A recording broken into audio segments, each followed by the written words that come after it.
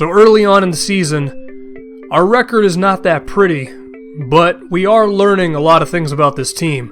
First things first, Will Barton is a friggin' brick house. I'm giving this guy opportunities. He's getting open shots, and they're just not dropping. And it's not just from the perimeter. I mean, it's around the rim as well.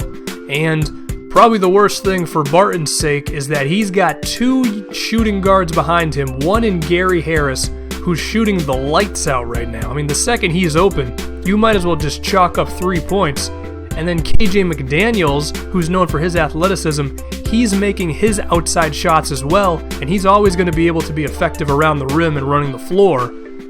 So at the shooting guard position, Will Barton does not have many more opportunities. He's going to have to turn this around pretty quickly, or else he's going to find himself out of the rotation. Now I want to say I'm also a little concerned with Justin Anderson, our small forward, just because his outside shooting has been really up to this point. But we'll see. It's another game coming up. This one against Boogie and the Sacramento Kings. We'll see if tides change or if things stay the same. And speaking of Boogie, he ends up on Emmanuel Mudiay here very early on, and he tries to play some defense, but blow right by him. Look out, Rudy Gay. Oof. Emmanuel Mudiay going to the rim. That's a terrible sight if you are a defender. But check this out. Kenneth Faried on a post-up. Little hook shot? Hold on. Is Kenneth Faried going to start posting up for us? The Sacramento Kings acquired Lance Stevenson, which is the most Sacramento Kings thing you could ever do. He missed that one, but Boogie gets the rebound. And you remember the philosophy we established last season where we wanted to run?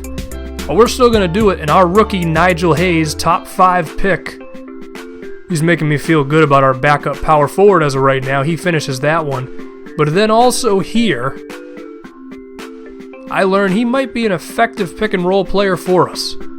He's really good finishing inside. I thought he was just going to be an outside shooter for us. Pretty damn solid. We're going to look to go to him more often, going to the rim.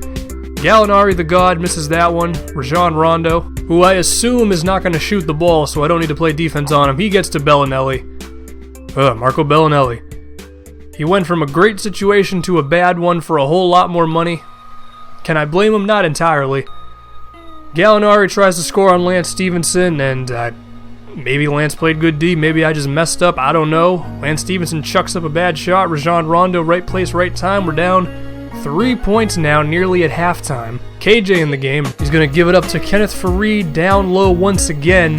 And I don't know if it's Kenneth Faried's been in the gym or if it's just this guy defending him, but Kenneth Faried is really effective offensively for us tonight. And if he does more of that, that can be really good. Now what am I doing here? Wait, he's taking a mid-range? Oh no. Is Kenneth Faried's practice paying off?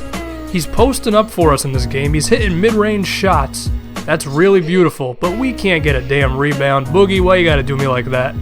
I mean, I led you to a championship in the Celtics series. You want to cut me some slack?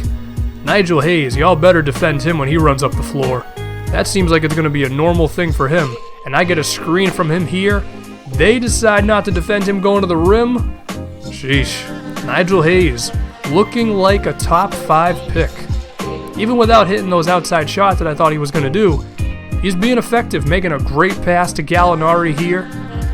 It's a 4-point lead.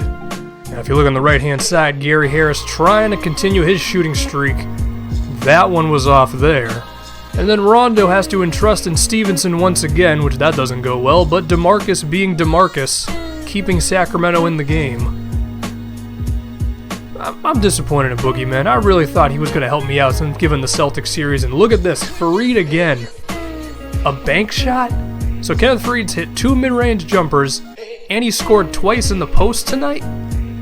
Listen, Kenneth Faried, you keep doing that, I'm going to get rid of all that trade talk. And I think DeMarcus finally has my back because he got fouled and he missed both free throws.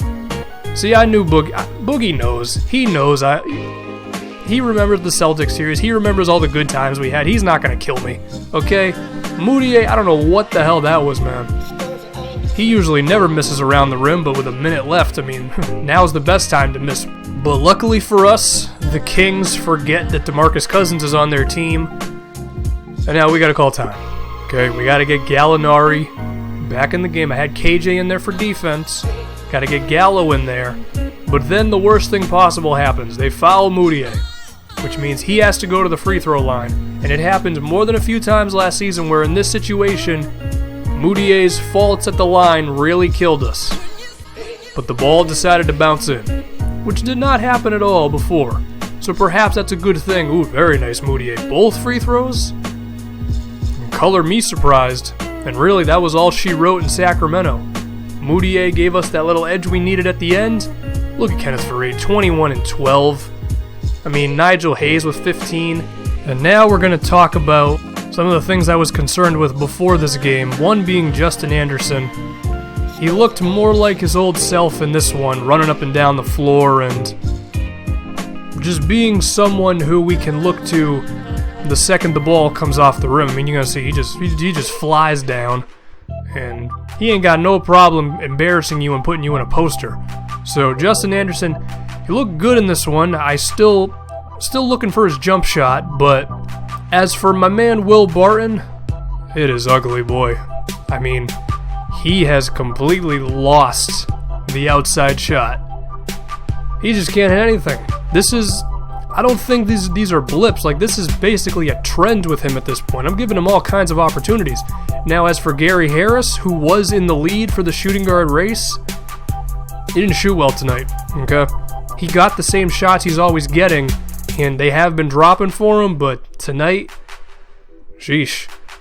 Not good. Not good. I mean, of course, I don't expect him to be perfect every game, and he has been good for us. As for KJ's been our most consistent wing besides Gallinari.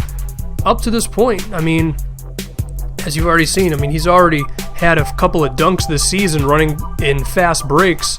But not only that, the jumper has been pretty damn good. He's hitting three-pointers. He's an opportunistic three-point shooter right now. As for Brandon Ingram, he'll probably get some more time given that Will Barton is basically out of the rotation at this point. As for Nigel Hayes, weirdly enough, he hasn't really made the impact I thought he would with his outside shot up to this point, but he's finishing around the rim really well, and he's deserving of 15 to 20 minutes every game, and it seems Kenneth Faried's work in the gym is paying off for us. Team's looking interesting. I think Faried can open up our offense a lot more.